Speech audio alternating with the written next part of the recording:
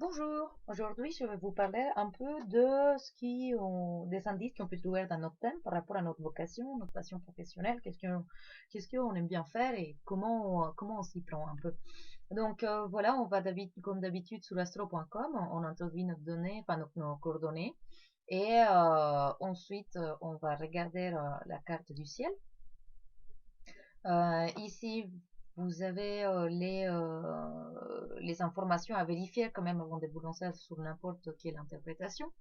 Et voilà à quoi ressemblent les thèmes d'une personne, en l'occurrence, bon, ici, mais à ce moment-là.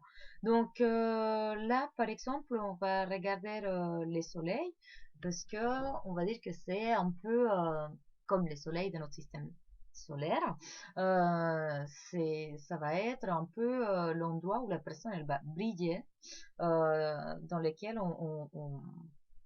on peut avoir une certaine euh, clarté, dans lequel, enfin, c'est là où on brille, quoi. Et du coup, cette personne, par exemple, il est en maison 1, donc c'est-à-dire que là où il va, cette personne, avec sa présence, elle est claire, avec sa présence, elle peut faire, comment dire, elle peut aussi représenter une personne un peu d'autorité, quoi. Parce que la maison 1, c'est caractère, personnalité, tempérament et ce genre de choses. Donc, c'est quelqu'un qui brille euh, avec sa présence. Ensuite, on regarde l'ascendant, qui peut nous donner notre petit indice. Bah, on voit que euh, les travail avec les publics, parce qu'il se trouve dans le signe du cancer, n'est pas exclu, que ce soit dans l'alimentation, dans le travail avec des femmes, comme, j'en sais rien, des choses, par exemple, des diètes, des détox, des méditations, des sentiments, des émotions, ce genre de choses qui sont rattachées au signe du cancer. Ensuite, on va regarder la lune parce qu'elle nous parle aussi de comment on se prend avec le public.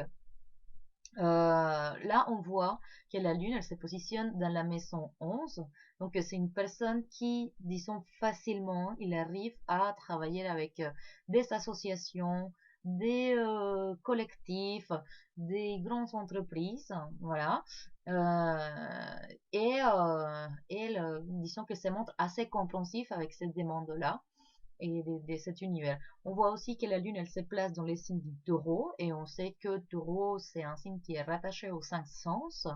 Donc, du coup, il se peut que cette personne, elle travaille dans quelque chose lié à l'alimentation, par exemple, comme, voilà, pas seulement la lune qui représente aussi l'alimentation, un ascendant en cancer, les signes du taureau qui représentent aussi un peu une personne sybarite, enfin bien, pour qui c'est important de bien manger, de se donner le plaisir à, à la table en fait.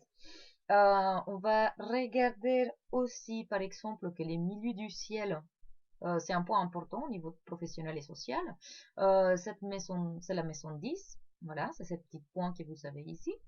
Et on voit que le milieu du ciel de ces cartes modèles, de cette carte inventée, en fait, ça tombe dans le signe du poisson.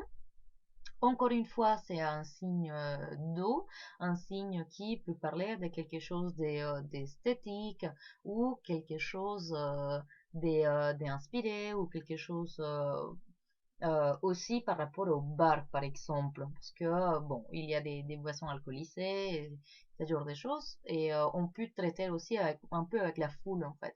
Donc, par exemple, travailler avec des événements, organisation des événements, un peu des festivals ou ce genre de choses, ou travailler dans un bar, où on peut manger également, et avec lesquels, à travers lesquels on est en contact avec beaucoup de gens. Euh, je voulais vous montrer aussi la maison 5. C'est un indice aussi de comment on peut être créatif dans notre domaine. Et pour cette personne, par exemple, la maison 5, elle tombe dans le signe du balance.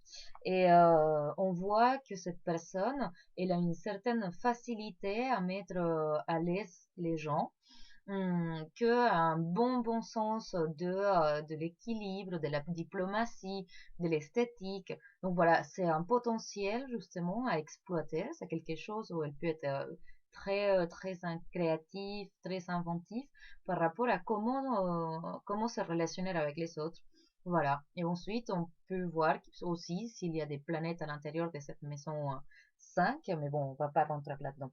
Je voulais vous parler également alors des deux astéroïdes, enfin deux, trois astéroïdes que c'est important aussi de regarder. Alors, c'est des Vesta, Junon et Pallas. Alors là, on les a pas parce qu'on ne les a pas cliqués avant. Donc, je vais vous montrer comment on fait pour le chercher. On vient en arrière là et ici, on va descendre jusque là où on a différents types d'astéroïdes.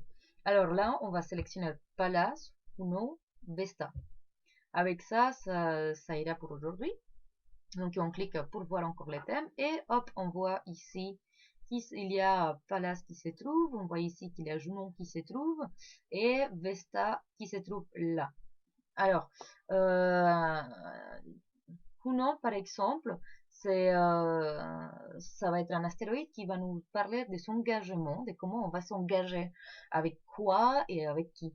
Et du coup, on voit que Junon, il est placé dans un signe justement de la créativité, comme on avait expliqué auparavant avec les soleils. Donc, si avant avec les soleils, on voit que cette personne illumine ou brille juste avec sa présence, euh, parce que c'est en maison 1, on voit avec Kuno, par exemple, que cette personne, elle va être investie dans des projets créatifs, dans des projets de création, de quelque chose aussi qui serait rattaché au monde des femmes, parce qu'il y a Vénus juste à côté, donc ça nous confirmerait justement cette position-là. Euh, et du coup, Vesta, par exemple, c'est l'astéroïde qui va nous indiquer, en fait, ce qui nous fait vibrer, quoi, ce qui nous donne envie de croquer la vie à plein dedans. Et donc, du coup, enfin, c'est pas moi qui ai prévu le coup, par hasard, elle se trouve aussi au milieu de tous ces gens-là. Et également, cette personne, pas seulement elle va chercher à s'engager avec des choses de cet ordre-là, mais aussi ça va le faire vibrer en fait. C'est quelque chose qui sonne en elle, qui résonne en elle et qui le fait plaisir énormément. Euh, du coup, ici, on trouve Pallas, et Pallas, elle représente comment on peut résoudre un peu les problèmes, un peu les complications qu'on peut trouver dans notre chemin.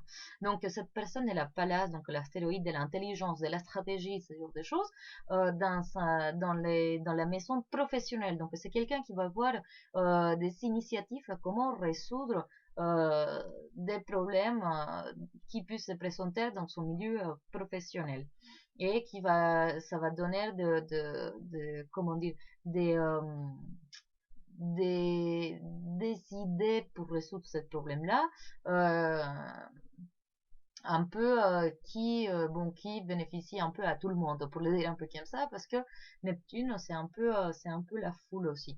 Donc voilà, c'est tout ce que je voulais partager avec vous pour aujourd'hui, et j'espère que ça vous a servi un peu pour vous donner des idées à comment chercher vite fait dans votre thème des positions qui puissent nous parler de notre vocation ou de notre passion professionnelle. Et voilà, on se retrouve pour une autre vidéo une prochaine fois.